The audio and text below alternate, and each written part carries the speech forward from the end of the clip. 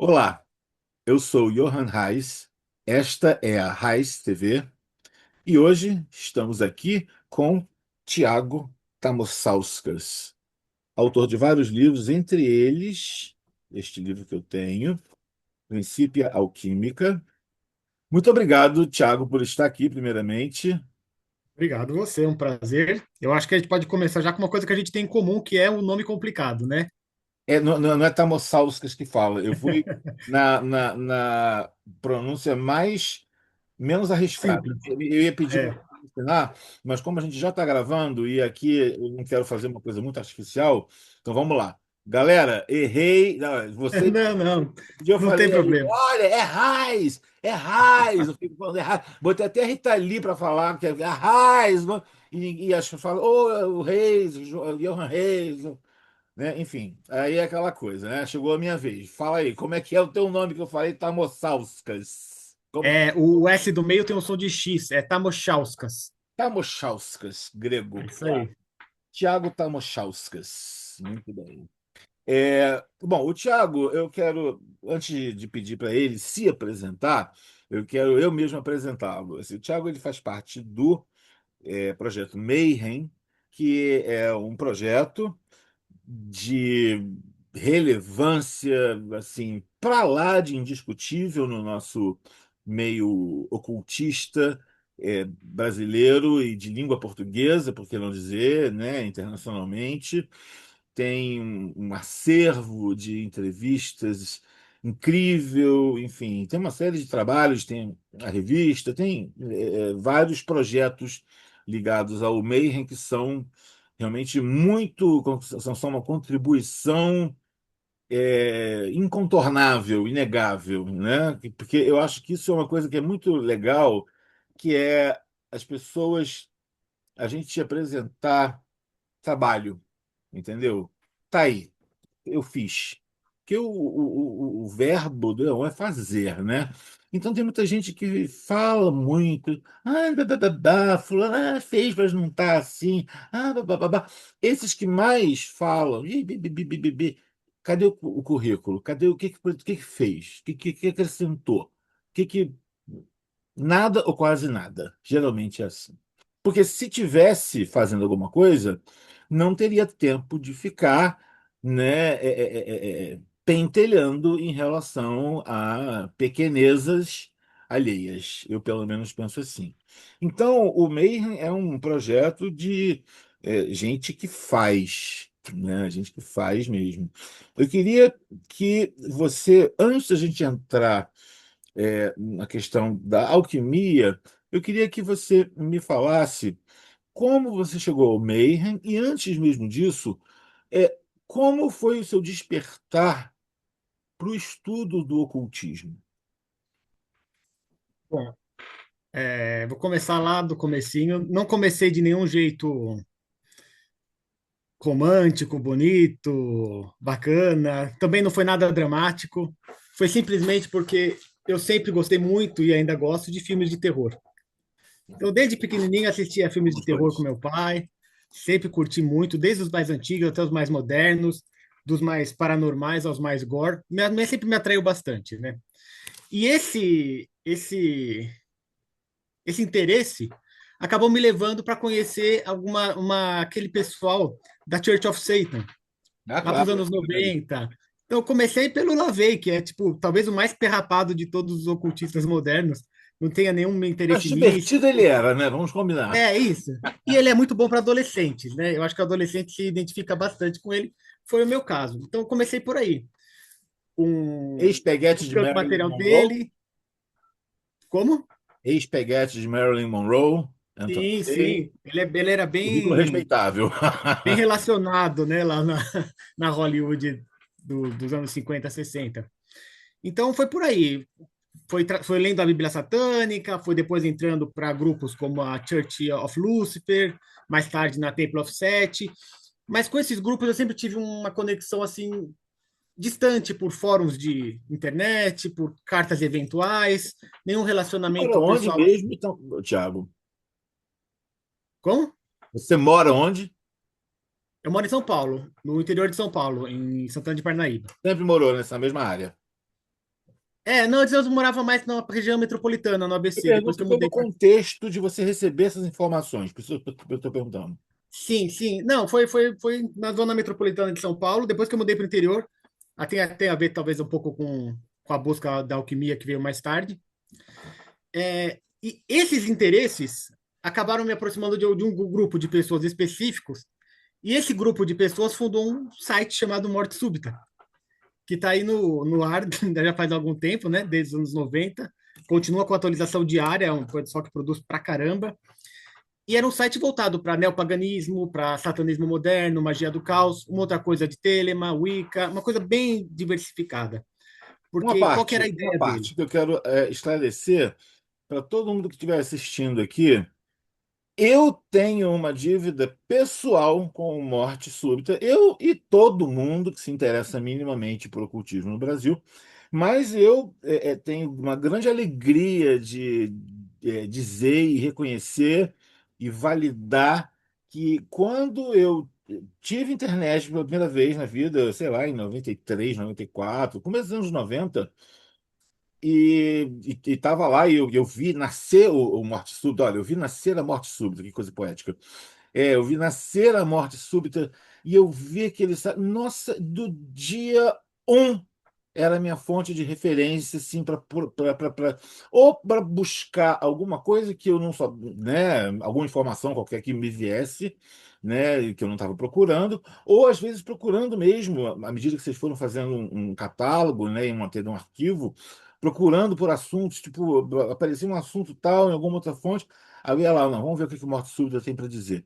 Então, assim, o Morte Súbita, para quem. Eu tô com 57 anos, e eu comecei na internet, no Brasil, logo na primeira hora da internet brasileira, como vocês, e eu digo assim que o trabalho que vocês fizeram, eu estava falando do Mayhem, né, e tudo, o Mayhem que é excelente, mas vocês têm isso, o Mayhem é um bebê perto do Morte Súbita, né?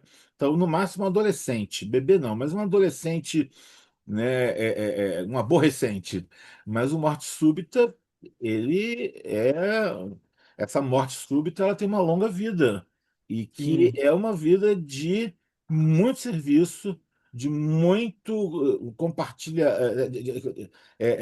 compartilhando conhecimento. Então, assim, eu acho que é muito importante valorizar isso, porque é um serviço feito gratuitamente, não está em editora nenhuma, né? E realmente eu tenho assim, muita dívida com. Nos anos 90 era a minha fonte primeira de consulta sobre qualquer coisa sobre ocultismo. Então, eu me estendi um pouco aqui e eu não quero, eu quero deixar você falar mais do que eu. Porque eu não sou o Jô Soares nem o Clodovil, não, que entrevista as pessoas e deixa eles falam mais do que.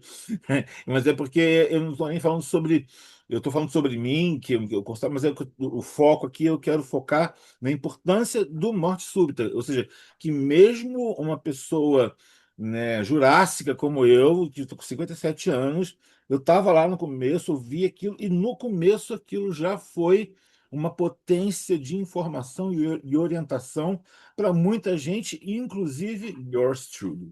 Então, pode continuar, por favor. o Mayhem, ele não tinha esse nome ainda, ele estava no ar com outros nomes, né? Teoria da conspiração, tinha outras coisas, Ah, mas o teve Morte Súbita outro? se Eu não sabia, manteve não. com esse nome já desde de antes. E qual que era a proposta? Como a gente conversava muito, você deve ter pego essa fase de fóruns, de lista de e-mail, de conversar mais por e-mail do que por rede social. E então, em vez de a gente ficar mandando o mesmo conteúdo para várias pessoas ao mesmo tempo, a gente colocou no ar e criou uma espécie de que hoje não é nada, mas na época era revolucionário, uma espécie de livro das sombras aberto e coletivo, que Foi aí todo que eu mundo peguei. Eu não cheguei a acessava. participar dos fóruns, não. Eu peguei quando estava aberto mesmo. Aí falei, uau, né? O Morte Súbita nunca foi um fórum, vários fóruns apontavam para ele para guardar o material e servir uma espécie de intercâmbio. Enfim, o interessante do Morte Súbita é que lá a gente tem uma política de que, assim, não apagar o passado. Então, não é porque você acreditava numa coisa ontem e hoje você acredita em outra coisa, eu vou apagar o que eu acreditava mais, isso não existiu, e agora só existe isso aqui que é o que eu acredito hoje. Não, o Martin Buber, ele é um grande, talvez um grande cemitério de certezas, até porque a certeza que eu tenho hoje pode voltar atrás, ou pode ser que seja uma coisa, digamos assim, pode ser que seja útil para alguém agora. Então, a gente não tenta fazer julgamento de valor. Inclusive, uma das características é que tem muitos textos que entram em contradição um com o outro. Né? Se você procurar vários assuntos diferentes, você vai ver que vão ter várias posições diferentes. Nós temos só uma linha, né, que a gente traça, que é a questão de apologia a crime, nas esoterismo, essas coisas que a gente não publica mesmo. Mas, tirando isso, a gente deixa aberto para as pessoas. Então, você vai encontrar desde textos cristãos, de misticismo cristão, até textos de luciferianismo, satanismo, Wicca, ateus. Então um caldeirão mesmo para cada um enxerga o que quer e busca o que quer. Ok, estamos na fase morte súbita, que durou, vai, até hoje, mas em 2001 eu tive a oportunidade de viajar para a Califórnia e passar um ano lá. E eu tinha o objetivo de encontrar a galera da Church of Satan, né?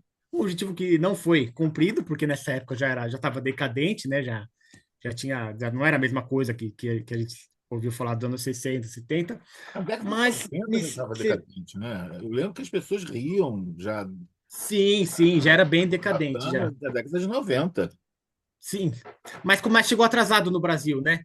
Nos anos 90 no Brasil teve um boom, Mas quem já quando já estava não era ligado em nada lá Tesla fora. como eu, e já era, tá, eu olhava para aquilo e falava, achava É, divertido, mas sim, até. sim. Mas, Mas foi interessante porque lá na Califórnia eu conheci outras referências. Eu tive contato com o Timothy Leary, com o Robert Anton Thomas Wilson. Leary, uau! Não com o Timothy Leary, com as ideias dele, né? Com o conteúdo dele, que eu não tinha ouvido falar aqui no Brasil ainda naquela época. Então, quando eu já voltei com uma outra cabeça.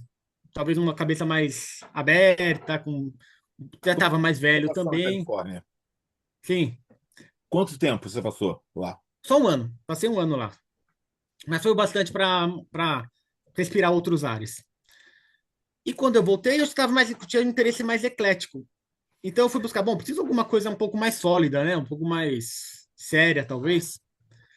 E aí fui procurar o que tinha de opção na época, me inscrevi na MORC, mas é aquela coisa, né, de conhecimento a conta-gotas. Quem Acho que eu nunca? fui até o nível 10 e parei Nível assim, 10? acumulou um monte Eu fui até o 7. acumulou, mas também acumula um monte de monografia, aí depois de repente você lê tudo de uma vez, enfim. Fiquei um tempinho lá na MORC, que me Você serviu para guardou a conhecer, monografia né? até hoje? Não, tô desligado, assim, não sei Não, como eles você chamam lá, mas guardou as monografias até hoje? Você tem as. tem, tá aqui em casa ainda. Não queimei nada, porque às vezes eu até tenho curiosidade de voltar atrás, ler alguma coisinha. Não me desfiz, não. Mas não estou pagando mensalidade, não estou conectado, não estou indo em reunião nenhuma. Ah, é propriedade deles, hein? Eles podem entrar na tua casa a qualquer hora dessa aí para tirar isso de você, hein? Se eles podem vir aqui em casa retirar, eu entrego para eles. Mas eu não vou levar, não. É, mas também foi bom porque aí aumentou o círculo social, né? Conheci outras pessoas, outras cabeças. E dali eu fui para um grupo, uma tarica que tinha na Lapa, em São Paulo, um grupo de misticismo islâmico, só que ele era mais voltado ao quarto caminho, do Gurdjieff. Olha, cara, que loucura que aconteceu isso. Olha, Isso- sei lá o que aconteceu aí. Não, isso aconteceu na entrevista, desculpa te cortar. Na entrevista com o Ney Naif. Não sei o que que deu. No caso dele, estava no final da entrevista. Eu não vou cortar isso, não, gente. Está acontecendo a mesma coisa que aconteceu na coisa do Ney Naif. Eu não sei se é minha. Não sei se é o Saint-Germain com raio Eu violeta. acho que é, porque pontua bem Eu uma acho mudança que eu mais passei provável que agora. seja minha placa-mãe, mas não vamos excluir a possibilidade de Saint-Germain estar atuando, não. Né? Eu vou fazer o seguinte: a gente está aqui. Quanto tempo que a gente está gravando aqui? Deixa eu ver, a gente está em. Não estou vendo aqui o tempo que a gente está gravando. Ah, está aqui. Bom, é o seguinte: eu vou desligar e vou começar uma outra, botar isso aqui para arquivar. Porque normalmente eu faço tudo uma gravação só. Então, tipo assim, olha, cortando agora, Vitor, atenção, Vitor, nesse momento aqui, estamos cortando. Estou só falando aqui com o Tiago, e vou voltar da mesma pergunta que a gente estava, senão vou ficar o resto da coisa aí com o Saint-Germain, e eu não vou colocar dele tanto É assim. a chama Tá? violeta. Não, eu não sou tão chegado a ele assim, né? Acho que uma certa distância, um espaço pessoal meu, eles devia respeitar. Então, Saint-Germain, give me a fucking break. É, então, peraí, paramos de gravar essa bosta aqui. Bom, então tivemos problemas técnicos, não foi Saint-Germain, né? Quero crer que não. É, e o Thiago Tamochauskas estava começando a falar sobre como ele entrou em contato com a alquimia. Nós estamos agora em 2012 já. Eu estou participando de um grupo ligado ao Quarto Caminho, né, aos ensinamentos de Gurdjieff. E lá dentro desse grupo, eu conheci um senhor, né, o Alcides, chamava, o apelido dele era Sabiá, e ele começou, em as conversas informais, a me falar sobre alquimia. E o papo ia sendo crescendo tanto que eu comecei a dar mais atenção a essas conversas paralelas do que realmente o que estava sendo ensinado lá no grupo. Eu ficava esperando terminar as reuniões para ir conversar com ele separado. E aí ele começou a me passar alguns conceitos de alquimia, algumas chaves simbólicas e algumas tarefas para serem feitas. Daqui a pouco, quando a gente for falar de alquimia, a gente vai ver que ela é muita coisa, tá? Não existe um método alquímico universal ou uma linhagem única de alquimia, isso não Ah, não? existe. Não. Ela é. A gente vai falar quando a gente terminar a minha história, a gente começa a falar da história da alquimia. Se você quiser, você vai ver que ela é bem rica, bem diversificada. Então, essa que eu aprendi é uma alquimia portuguesa. Eu digo portuguesa não porque eu conheço a linhagem dela, mas porque o Alcides era português. E ele me falava o que ele aprendeu. Então, eu chamo de linhagem portuguesa. E esses ensinamentos eu fui levando, né? Principalmente gastei bastante tempo na parte do albedo. Depois a gente explica o que é o que são as fases todas da alquimia. Mas foi o que mais interessante foi que a parte do nigredo, que geralmente é bem comprida, para mim ela foi um tanto quanto rápida. E a razão disso, olhando em retrospecto agora, foi justamente aquele interesse lá atrás com as coisas do Lavê, com as coisas mais tenebrosas. Então, desde cedo eu tive não tive esse medo de olhar para o abismo. Então, quando eu entrei na alquimia, em que é necessário olhar para a escuridão, foi até que bem eficiente, bem prático, bem rápido. Só que esse trabalho com ele foi interrompido em 2015, quando ele morreu. Então, eu avancei até um certo ponto, né? Tinha bastante coisa anotada, tanto das coisas que ele falava, quanto das coisas que ele pedia para eu fazer. E com a morte dele, ficou meio interrompido, né? Larguei, fiquei um pouco, foi me distanciando, até porque eu não tinha nenhuma orientação. Quando chegou em 2018, por razões pessoais, eu achei que era hora de retomar.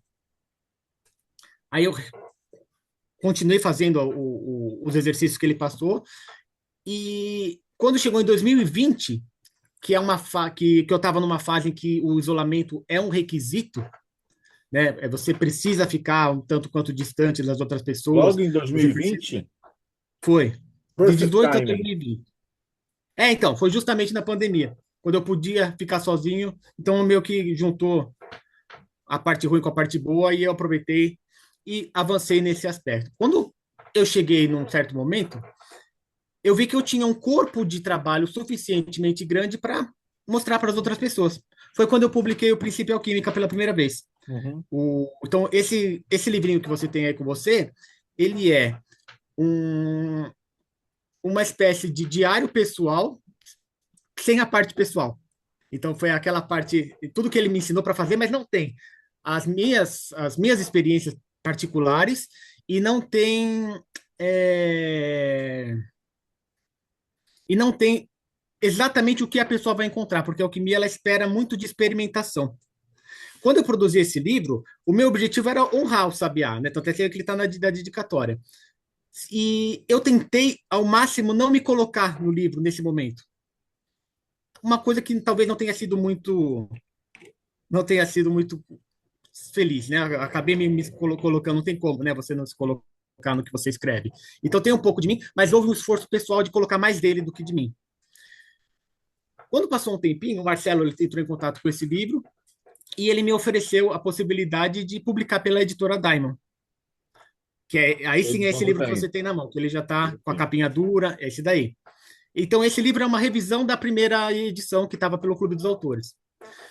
Quando eu publiquei, foi muito legal, porque o Mayhem ele tem um público grande, então eu comecei a receber muito feedback de outros alquimistas, de outras linhas de alquimia, de outras pessoas que têm interesses paralelos à alquimia, de modo que a segunda edição ela quadruplicou de tamanho. Então, que seria esse daqui, que ele é bem maior. Uau! Por quê? Porque aqui já tem toda a Bonita parte que eu edição, hein? cresceu bastante. E assim, e foi até problemático, porque a gente publicou, e aí 2 anos depois, olha, eu vou publicar de novo o mesmo livro. Mas agora ele é outro livro, né? Porque ele tem aquele livro e tem mais 2 livros dentro, né? Ele tem o primeiro livro revisado e mais dois, 3 livros dentro. Por quê? Porque eu incluí aqui a parte laboratorial, a parte da espagiria, a parte do laboratório, que é uma parte que eu não aprendi com o Alcides. Eu aprendi depois. Eu fui e aí comecei a fazer paralelos Autodidata? com e a publicação da segunda edição. Não, não, autodidata, assim, você aprendeu a parte prática, né, de laboratório sem o Alcides, não foi isso? Sim, sim, Então você fez exatamente. como autodidata a partir de então. Isso, isso. Pelo menos por 2 anos, até eu me inscrever em alguns grupos, Não em entrou algumas um guildas. outro instrutor no lugar do Alcides. Por enquanto, não. Nessa fase, não. Depois que eu publiquei essa edição menorzinha, e antes de eu publicar essa daqui, aí sim eu me inscrevi em alguns grupos, como o Inner Garden, que é provavelmente o maior grupo alquimista transnacional hoje em dia, e uma ordem francesa da qual eu não posso falar o nome, mas que também recebi instruções, aí sim, a nível pessoal. Mas, e isso é importante, Johan, o maior mestre do alquimista é sempre o laboratório, é sempre a experiência. Você recebe um ferramental, mas você tem que se virar. E as coisas que você aprende sozinho, ou os mais antigos diriam que é Deus, só Deus pode ensinar alquimia, no sentido de que você aprende sozinho. Aí você faz a ligação que você quiser. Beleza. Aí publiquei a segunda edição, que é bem mais rica. Não vou publicar uma terceira, tá? O livro cresceu, mas eu fui convencido a separar num material novo, talvez publicar em outro livro no futuro. Então, quem quiser comprar, compra a segunda edição, que não vou publicar uma terceira com mais coisas Se não depois. virou edição ônibus, que isso? É, exatamente. Aquela É edição melhor. ônibus de 3.000 páginas, né, assim, Sim, eu bibliografia gosto disso, inteira do sabe? cara num livro só. Eu gosto disso.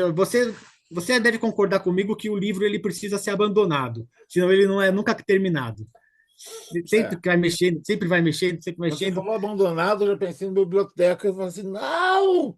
Deixa, mas Mas tem uma hora que você abandonado, tem sim. que. É, como Você cria para o para mundo, sabe? escrever, Senão você fica preso. Ele fica preso em você e você fica preso nele. é. Então, depois eu escrevi esse daqui, que é o Psicotropicon, que é algumas ideias que eu tenho para a alquimia do futuro.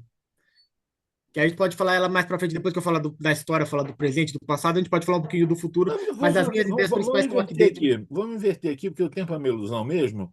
Então, me fala do Psicotropicon, assim, o que significa esse título e qual é a proposta desse livro?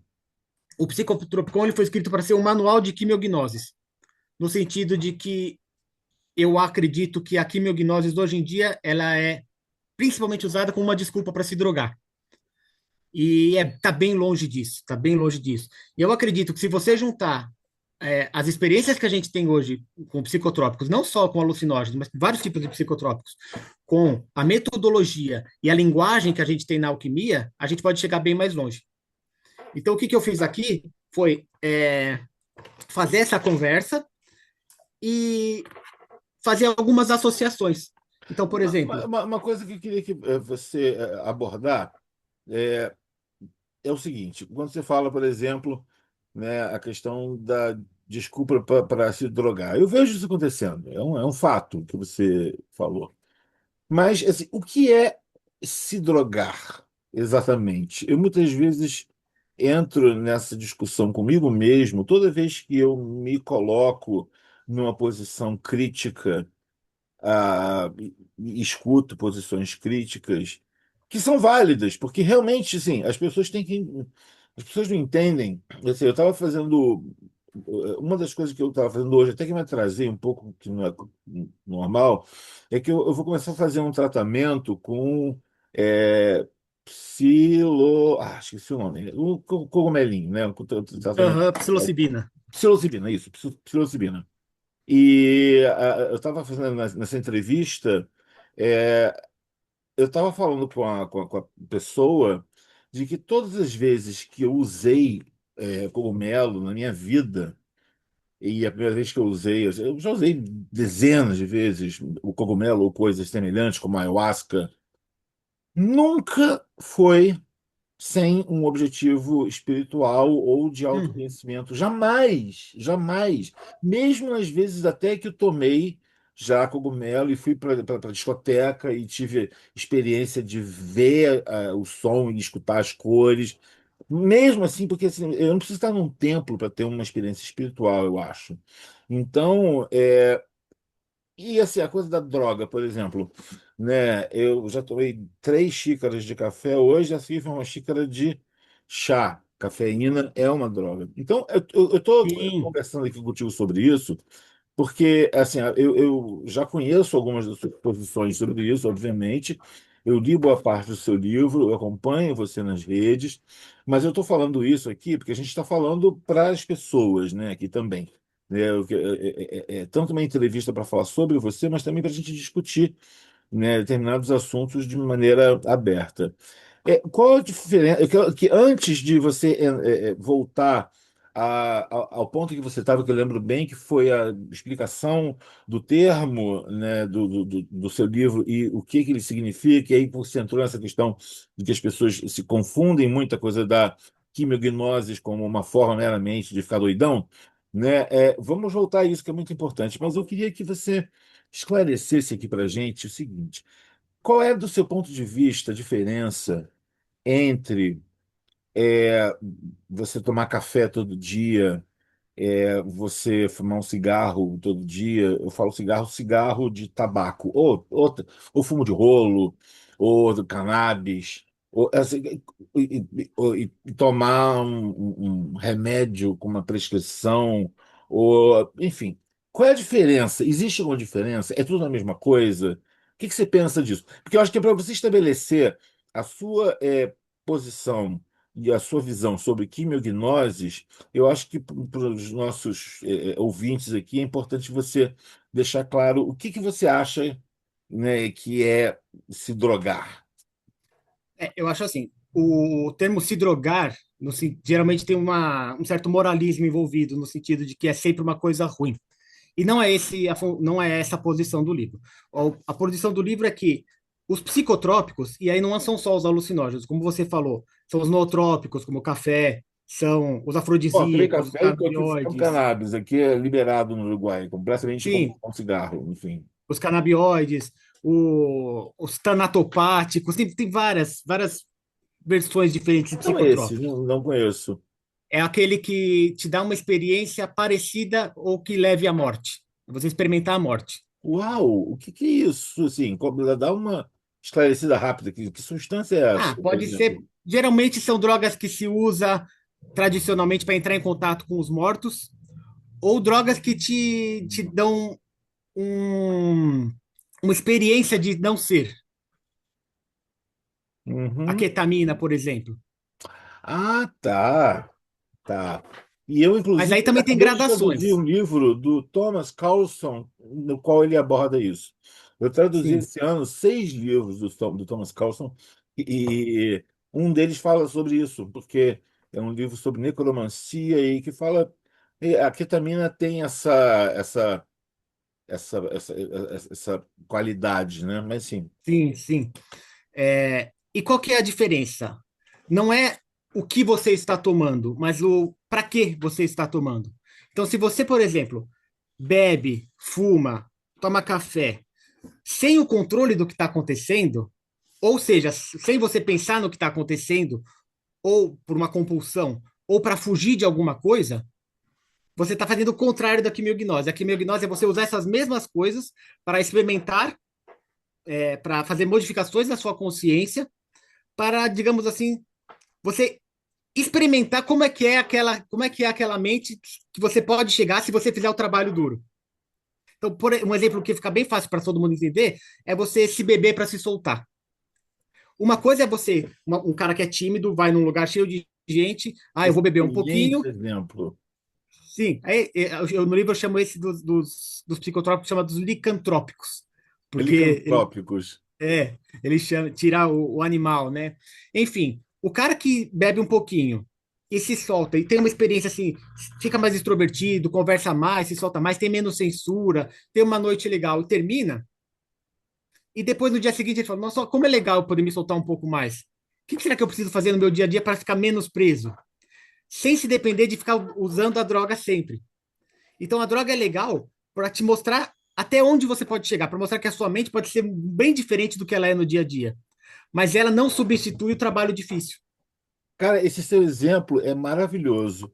E eu te digo que ele me toca profundamente, porque eu venho de uma família de alcoólatras e eu sou o único do meu meio assim familiar imediato, o único que não sou alcoólatra, mas eu Uhum. tive experiências, mas não sou mesmo assim, porque eu tive experiências de ficar bêbado ao extremo de propósito, uma delas com 15 anos mais ou menos, outra com a segunda adolescência, que foi aos 30, mas foi numa de me testar mesmo, tipo, que é a segunda, né? A primeira de 15 anos eu tinha 15 anos, né? E acordei todo mal, não sei o quê. E independentemente do familiar, do tudo, eu olhei assim, aquela coisa de acordar com vômito, com tudo. Eu falei, cara, eu não gosto dessa onda, assim, não gosto disso. E naturalmente eu não tinha o apelo químico da coisa, não, mas eu aprendi justamente com o álcool e com o teatro a acessar uma parte de mim que eu até então não conseguia, eu era gago, assim, não Isso é gago cem por quimiognose. cento, mas eu era assim, eu era muito tímido. Você pega fotos minhas, entendeu? Quando criança, com 12 13 anos, e dos 14 para os 15 foi uma mudança, assim, de tudo isso que eu externo em mim, do que eu sou e tudo, era muito suprimido e o álcool me ajudou muito e eu não me tornei alcoólatra mesmo sendo assim, tendo um DNA favorável a ser, né, digamos. Porque eu aprendi assim, eu não gosto da sensação física que o álcool me dá dor de cabeça, me dá enjoo, não bate com o meu corpo bem. E outras pessoas, por exemplo, fumam cannabis, se fumam dois tragos, fica aqui rindo da luz e não conseguem formar um pensamento. Eu fumo e escrevo um livro. Assim, é o meu metabolismo. Então, Uhum. mas essa coisa que você está falando de você acessar, usar a droga e depois não usar mais necessariamente, porque ela já te ensinou um caminho, ela já te mostrou uma coisa que você tem dentro dela.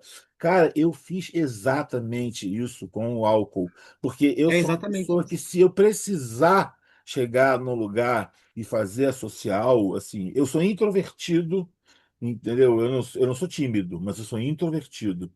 Mas se eu tiver que chegar no lugar e fazer social, e oba, e aí, sabe, eu sei fazer, porque o álcool me Sim, ensinou. você já esteve lá. Mas eu não preciso beber para fazer isso. É Sim. maravilhoso. Então, assim, eu queria te agradecer por esse exemplo, porque é um exemplo muito eficaz. É assim mesmo. E essa experiência dos licantrópicos, seria na linguagem da alquimia um trabalho com o cobre, com o metal do cobre, que tem a ver com a parte das emoções, dos sentimentos.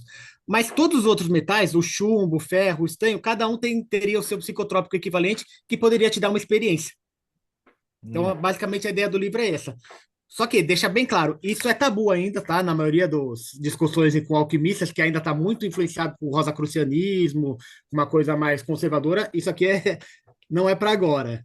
Mas os Ah, seus é para filhos vão agora. É adorar. por isso mesmo que é para agora. É mais do que agora. Tá na É, hora. mas só para entender que para o pessoal não achar que todo alquimista vai concordar com o que está nesse livro aqui. É uma coisa que eu estou propondo aí. Ah, bom, se concordassem, aí tem alguma coisa de errado com o seu livro, né? Provavelmente. E quando alguém concorda muito de cara com uma coisa assim, né? Eu pelo menos desconfio muito. Sim.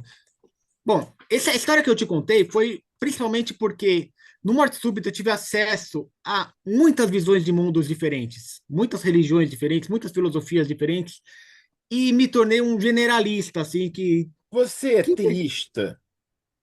teísta, eu sou panteísta. Eu acho Panteísta. que todo alquimista, no fundo, é um panteísta. Há controvérsia, depois É a gente vai possível ver tudo aí. ser alquimista e ser agnóstico? É. O Robert Anton Wilson é.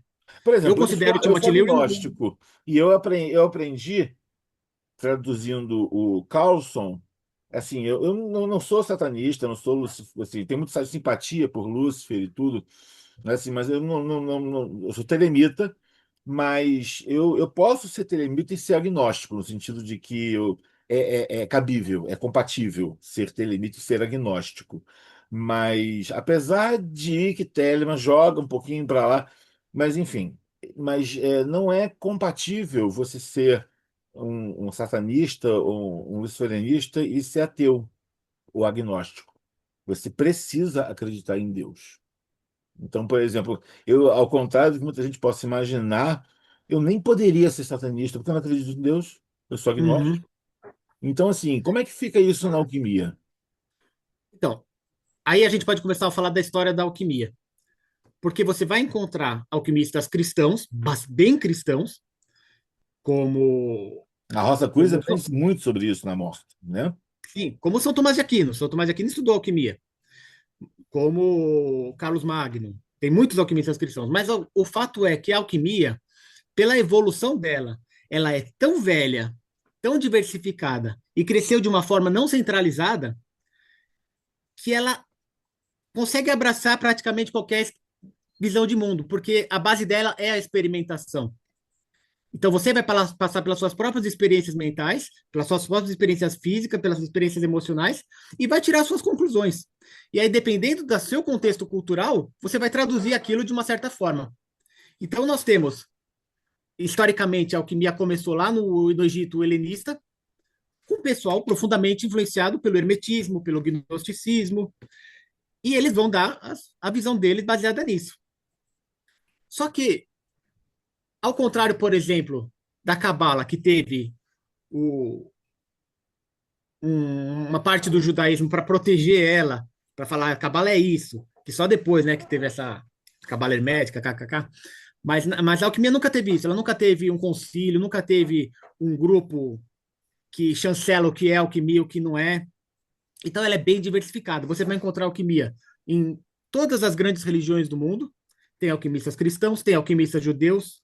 O Raim Vital, por exemplo, que é discípulo do Isaac Luria, era alquimista. Embora o próprio Isaac Luria falava, não se misture com isso, não estude isso não tem nada a ver com cabala. Mas ele estudava mesmo assim, e publicou e tal. E hoje em dia tem gente que mistura a cabala com a alquimia, por quê? Porque faz uma leitura baseada no judaísmo. Mas você Mas não também tem existe alquimistas um muçulmanos. vínculo necessário, obrigatório, né? Não tem. Você vai ter alquimistas muçulmanos que vão fazer a mesma coisa com o sufismo. Vão fazer uma leitura monoteísta islâmica das experiências que a alquimia fornece, mas vão traduzir em termos culturais como o islamismo, que é o que eles têm. Ou seja, a cabala e a alquimia, então, podemos entender que elas se ou a alquimia veio primeiro, ou ambas surgiram em paralelo. Seria isso? Olha, Assim, minha pergunta é, mas para ser mais claro, a alquimia é mais antiga que a cabala? sim. Ok, Eu acredito que sim. ok. Até porque a primeira geração de alquimistas, que você pegar lá no Egito, por exemplo, Zósimo, que é quem deu os primeiros escritos sobre a alquimia, ele já está falando, já está escrevendo a história da alquimia mais antiga do que ele. Hum, E aí começa a misturar com lenda, né? Com claro. escolas de mistérios, com mitologia. Então a gente meio que se perde. Se você for procurar a origem da alquimia, novamente, depende do contexto cultural em que você está, você vai ter uma origem diferente. Então, na China, você vai ter que é um deus específico que criou o elixir da imortalidade, que fez assim os outros deuses imortais, e que a gente pode descobrir esse elixir também. Mas se você pegar nos cristãos, vai ser o Enoque que aprendeu a alquimia direto com os anjos e bababá, bababá. A Blavatsky vai falar que veio lá do Egito antigo, que se estudava. Então, historicamente, o que a gente sabe? Que a alquimia era estudada no Egito. E, mais ou menos, na mesma época, era estudada na China. Eu digo mais ou menos porque a alquimia chinesa, nessa época, e a alquimia egípcia, nessa época, não eram exatamente a mesma coisa. O que aconteceu é que depois, uma outra geração, que são os alquimistas muçulmanos, fizeram essa ponte, ligou essas duas coisas e começou a se tratar como uma coisa só. Então, você vê, aí a gente já falou das principais religiões e nem falamos dos hindus ainda. Tem toda uma linhagem da alquimia que se chama Rasa Shastra, que é provavelmente uma derivação da alquimia chinesa, que trabalha com os metais iguais aos ocidentais, tal, com mercúrio, com chumbo, para fazer as coisas, mas é, na verdade, um tipo de culto a Shiva. Então, todo laboratório alquimista indiano de Rasa Shastra tem uma imagem de Shiva. Então, você vê, cada praticante vai traduzir aquela experiência de acordo com o seu contexto cultural. Quando você traz isso para a modernidade, você chega em pessoas como, por exemplo, antes disso, eu acho que uma coisa importante falar é que depois dos muçulmanos, o Ocidente teve um certo monopólio da alquimia por parte da Igreja Católica. Então, você tem nomes, por exemplo, como Roberto Lúlio, o Geber, o pseudo Geber, o Basílio Valentim, todos eles eram ligados à Igreja Católica. Ou eram padres, ou eram fiéis, ou eram cônegos, mas estavam ligados àquele centro de poder. A alquimia hoje ela é mais conhecida pelas suas figuras renascentistas, que é justamente quando a Igreja Católica perdeu esse monopólio. Então ela começa com talvez o mais famoso de todos, que é o Nicolas Flamel, que foi o primeiro grande alquimista que não era católico. Ele era um leigo, ele trabalhava ele era um que chamavam um livreiro, né? Ele compria e vendia livros, trabalharia num sebo, digamos assim, hoje em dia.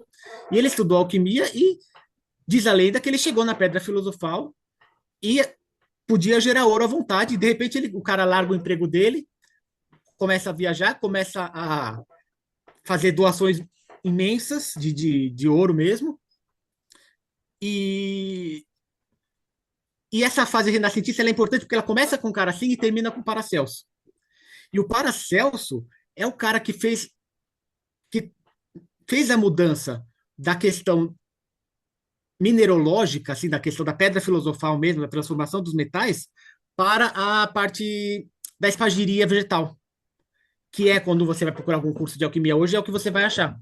Essa parte de você usar as plantas, tem vários tipos de alquimia. Depois da história a gente pode falar.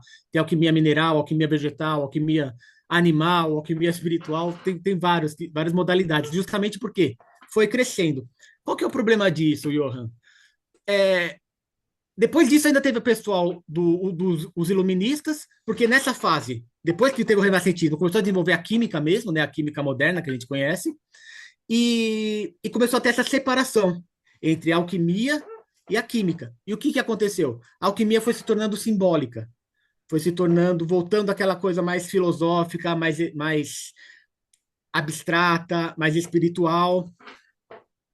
E aí a geração seguinte, que são, eu chamo, não sei se esse nome seria o correto, mas eu chamo dos hermetistas, é justamente quem vai pegar essa parte espiritual e colocar uma metodologia nela. Então você vai ter o White, o Fulcanelli, até a própria Blavatsky que fala de alquimia nesse sentido, mas todo mundo pegando essas ideias e sem se meter com a química de verdade, como se a parte operativa já não fosse mais pertencente aos alquimistas. Uhum. O ápice disso daí foi o próprio Jung, que ele pegou todos os tratados alquímicos que ele tinha acesso, inclusive ele era o cara com a maior biblioteca de alquimia da sua época, diz a lenda, e ele traduziu em termos das suas doutrinas, né? Daquela questão da individuação, da questão da sombra, o Nigredo como o trabalho da sombra, o Rubedo como essa individuação, a busca pela ânima, até que passou um tempinho, isso agora a gente já está no século XX, e recomeçou a surgir uma galera que está fazendo uma reconstrução histórica dos trabalhos de química lá atrás. Então, hoje em dia, e agora a gente está falando do estado atual da alquimia presente, como é que ela é principalmente? Ela tem uma forte influência junguiana dessa parte teórica, mas ela também tem um retorno ao laboratório. Então, pessoas como o Frater Albertus, Jean Debois, o Roger Caro, são pessoas que estão chamando os alquimistas de volta para o laboratório, porque tem coisas que acontecem no laboratório que não dá para ficar só conversando a respeito. Você tem que experimentar, você tem que ver. Então, a alquimia hoje ela tem todo um linguajar, todo um simbolismo, bastante rico, porque foi sendo traduzido de várias formas diferentes, mas ela também tem coisas a se fazer. Eu gosto de pensar assim, se a se a Cabala descreve o mundo, descreve como é o ser humano, a alquimia ela te dá milestones, sabe? Ela te dá pontos para você chegar e coisas para você fazer. Então é como se a alquimia ela pudesse se orientar pela cabala e pela astrologia também para você conhecer o mundo. Só que a alquimia ela não se satisfaz com o mundo tal como ele é. Por causa de toda essa mudança que teve, toda essa diversidade, o que aconteceu é que hoje a alquimia é um termo guarda-chuva que serve para qualquer coisa. Então você tem o livro Alquimia da Cozinha, Alquimia de Wall Street, Olha, Alquimia. isso aí, Thiago, eu acho que isso é um problema que eu já discuti isso com outros entrevistados e volta e meia aparece no cotidiano. Eu acho que existe um problema de gramática, assim, assim, eu não sou linguista formado, eu sou tradutor autodidata, mas eu vejo claramente que as pessoas se confundem e confundem as outras por não entender a diferença entre substantivo e adjetivo. É como você falar, por exemplo, essa coisa da alquimia, né? A alquimia, enquanto substantivo, ela é a prática que você está descrevendo, que inclui necessariamente o laboratório e que inclui necessariamente uma busca espiritual Isso, além da prática laboratorial, senão seria apenas química, sim, né? Isso é o substantivo. Isto é alquimia. Ah, é legal? Presta, não presta? É outra discussão. Agora, as pessoas usam alquimia, o termo, como adjetivo. É a mesma coisa com arte. Eu sou artista e eu, assim, a coisa que eu mais sou antes de tudo, tudo que me, até mesmo a coisa do ocultismo, assim, tudo nasceu e nasce para mim primeiro da arte, especialmente da música e da literatura. Mas eu acho que, para mim, pessoalmente, a arte é o grande caminho para a espiritualidade. E eu tenho uma concepção de que a arte, assim como o Oscar Wilde dizia, ela é inútil. E ela é necessariamente inútil. E ela não pode não ser inútil, a não ser por acidente. A não ser por acidente. Porque, e onde é que eu quero chegar com isso? Eu não estou querendo expor uma tese aqui, não. Eu quero chegar nesse ponto aí da alquimia sendo tratada dessa maneira que você está colocando, porque eu vejo isso como um problema que se dá nas artes, na música, em tudo. É, a arte, o único objetivo da arte, né, seja ela um livro, uma peça literária, uma peça musical, uma escultura, uma pintura, seja o que for, o objetivo, uma performance, o objetivo da arte é ela em si própria. A arte é chega de porquê. Chega de porquê, ou bastante de porquê, como diria na tradução do Marcelo Mota. Eu prefiro chega de porquê, eu acho mais eficaz e mais atual. Eu estou falando de um termo do livro da lei para quem não sabe. Quem não sabe, procure saber. É, então, a arte, ela existe. Ah, por que que você faz música assim? Porque sim, porque eu faço. Ponto. Acabou aí. sério, Acabou aí. Não tem mais o que elaborar. Entendeu? E então, isto posto, quando eu vou a um restaurante japonês e me servem um maravilhoso prato lindamente decorado, e eu falo, nossa, que espetáculo! Eu não estou comparando isso a ir ao teatro assistir Marília Pêra interpretando aquela mulher que cantava mal, enfim. Não é o mesmo que ir ao teatro assistir Marília Pêra. Entendeu? Você ir ao teatro assistir, seja Marília Pêra ou seja uma péssima atriz, é arte. Ponto. Um prato, um bolo muito bem feito, por mais artístico que seja, porra, você vai comer aquilo. É comida. Você vai comer. Então, aquilo não é. não é um espetáculo de verdade, não é arte de verdade. Então, a alquimia virou sintonia. Tipo, puxa, tem uma sintonia legal com É. fulano. Pô, bateu uma alquimia legal com fulano. Entendeu? É exatamente a mesma coisa que você chegar e falar: não, mas esse bolo que você fez é uma obra de arte, isso é um espetáculo. Isso é uma força de expressão Sim, sim. que E nasce é de uma coisa que você. vende, né? O pessoal colocar alquimia na capa de um livro vai parecer que é uma coisa revolucionária, Ah, que é é que uma nem coisa, mas quântico, que a pessoa não não sabe é nem sobre alquimia de de verdade. física e aí entra no quântico, entra com. Eu Isso, estava é. conversando com o Alexei Dotsworth, que eu entrevistei sobre isso.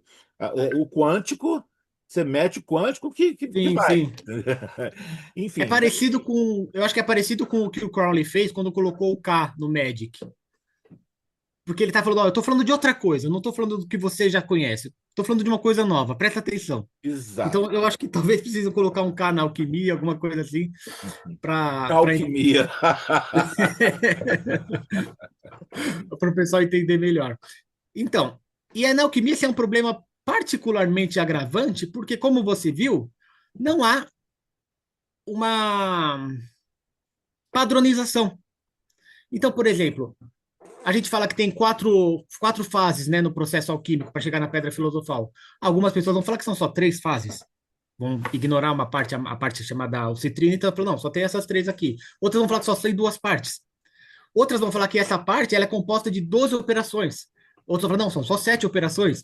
Então, não existe essa É, convenção. Exatamente. Por outro lado, existe alguma coisa em comum em todas elas que não está presente no livro da alquimia da mudança do cabelo, entendeu? Que não está presente na alquimia da feijoada perfeita. Então, existe alguma coisa, e eu fui em busca dessa coisa, né? Eu acho que uma parte dos desafios do presente da alquimia é justamente encontrar um fio condutor que não limite essa liberdade que faz parte da própria busca alquímica. Então, esse é um desafio. Por enquanto, o que eu tento buscar a melhor definição possível, sem impor ela para ninguém, fala, busque a sua melhor definição também. Inclusive, tem um texto lá na Morte Súbita que chama 30 definições de alquimia, que foram extraídas de textos alquímicos históricos. Como você viu, ela tem essa diversidade cultural. Eu separei aqui uma que eu gosto muito, se você quiser, eu posso ler para você, uma do por favor, Paracelso por e favor. a minha. E aí a pessoa, depois, se ela quiser mais 29, ela vai lá no artigo e busca. Essa primeira que eu vou ler é a do Teatrum Químicum, que é um texto alquímico de uma época em que não se assinava os textos, provavelmente é um compêndio de vários textos menores. Em um dado momento lá nesse tratado, o alquimista pede para a alquimia apresentar a si própria. Então, quem está falando aqui é a alquimia. Como é que ela se apresenta de acordo com esse texto?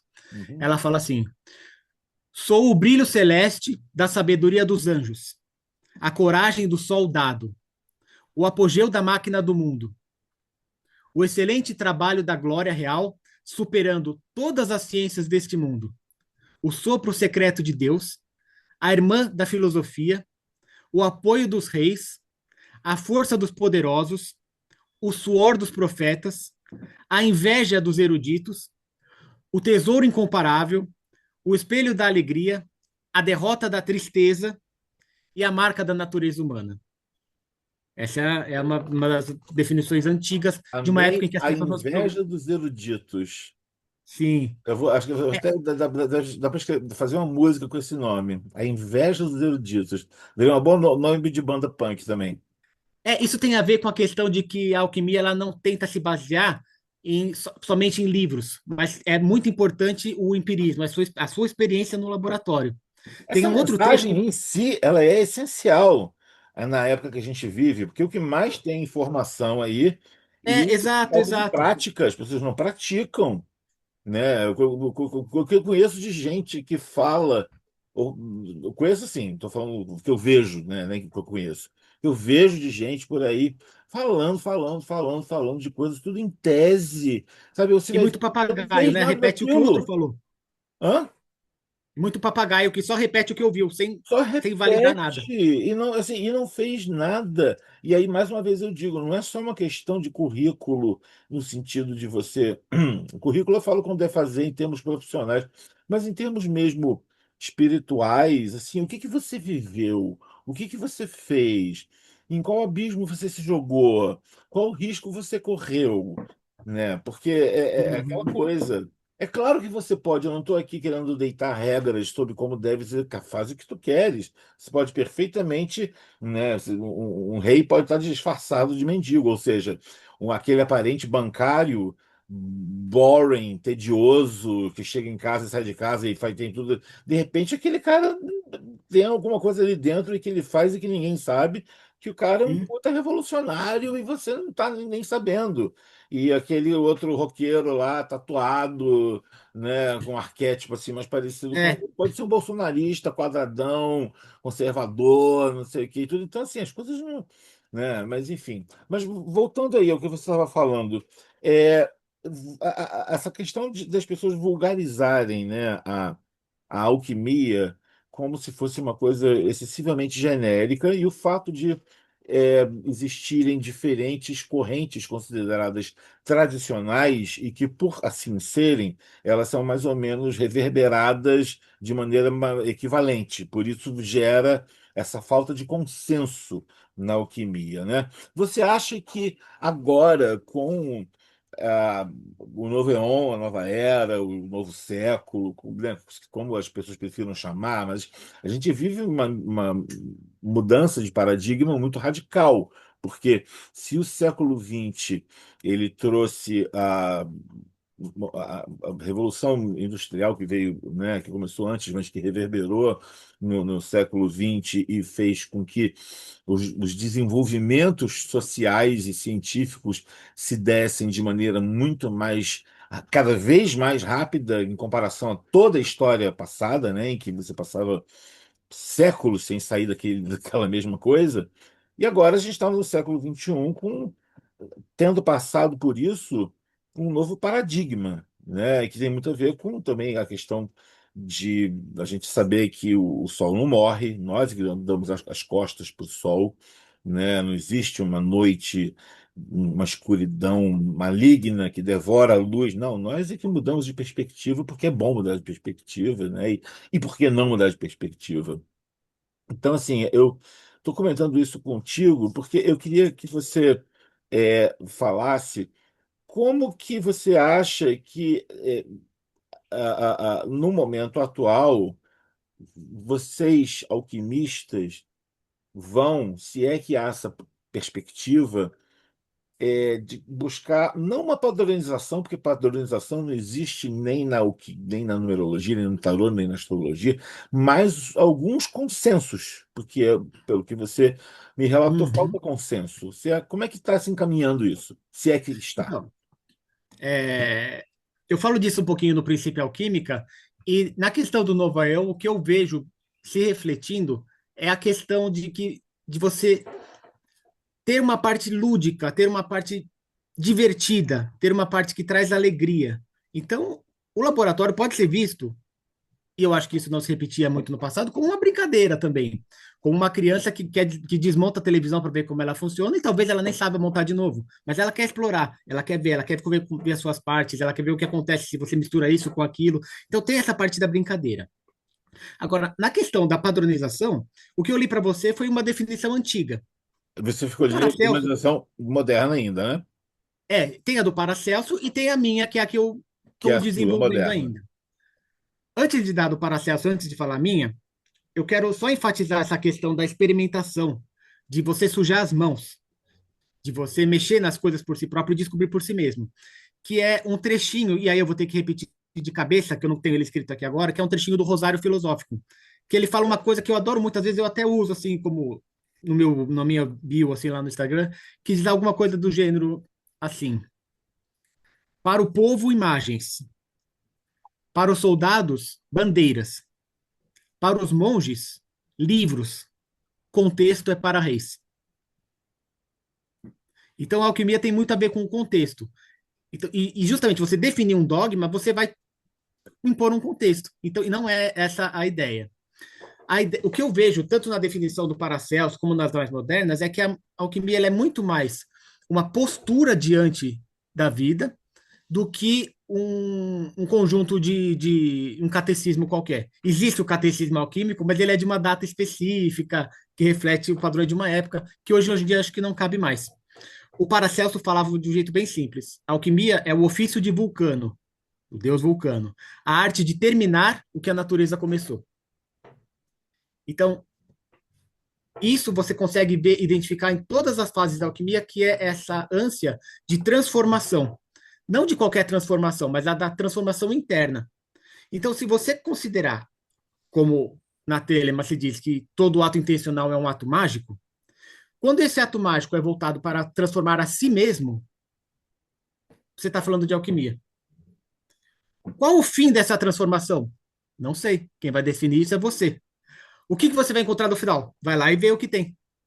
Mas essa metamorfose, essa aceleração de uma mudança que, se você deixasse por conta própria, talvez demorasse muito, se é que um dia fosse acontecer, essa postura de modificação, ela acho que é uma coisa comum em toda a alquimia. Qual a E, relação entre alquimia e cozinha, se é que há? então, pensa assim, vamos falar em termos de consciência. A minha, que inclusive é a minha definição, que eu uso no princípio alquímica, que é a alquimia é uma metodologia empírica para a expansão da consciência. Você tem que definir o que é uma metodologia, o que é o empirismo, blá, blá, blá, blá, blá. Ah, Mas a grande sacada, alguma das coisas que eu tentei pôr nessa definição é, primeiro, não é um método, é uma metodologia, é um estudo sobre o método. Tem ferramentais, tem tem, digamos assim, receitas para você testar, mas ela é mais uma metodologia, um estudo sobre o método, que um método pronto para você aplicar. É empírica porque ela não depende só da teoria, ela depende do que você vai conseguir nos primeiros passos e o que você vai fazer com eles nos próximos passos. E como a realidade responde àquilo que você faz. Então, você vai rever a sua teoria baseado no que você conseguir, o que o laboratório cuspir para fora. E aí você cai na questão da expansão da consciência, que já é um problemão você definir consciência, ainda mais expansão da consciência. Mas eu defino no sentido de que, assim, se o mundo ao seu redor está gradualmente mais interessante, mais livre, maior, então a sua consciência está expandindo. Se, por outro lado, o mundo ao seu redor está cada vez menor, mais limitado, mais preso, então a sua consciência está regredindo. E o objetivo da alquimia é expandir essa consciência.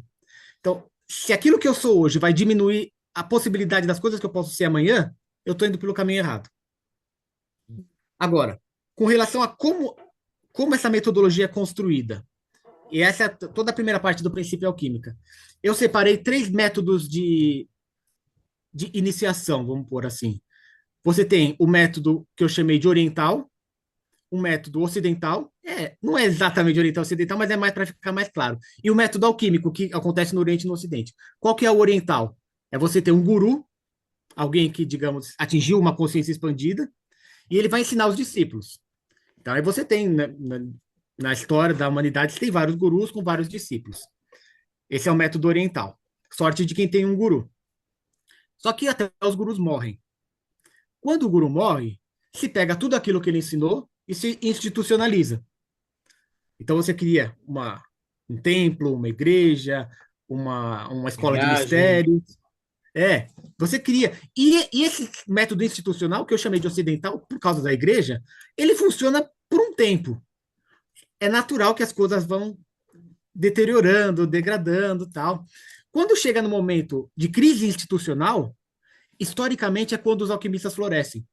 Então, por exemplo, quando teve a crise das escolas de mistérios egípcias com a invasão romana, foi a primeira geração de alquimistas. Quando você tem quando esses alquimistas se estabelecem e mais tarde chegam os muçulmanos e destroem, não destroem no sentido ruim, mas reconstroem aquilo, né, colonizam, aquelas instituições de antes não servem mais. Então voltam os alquimistas e tentam por si próprios.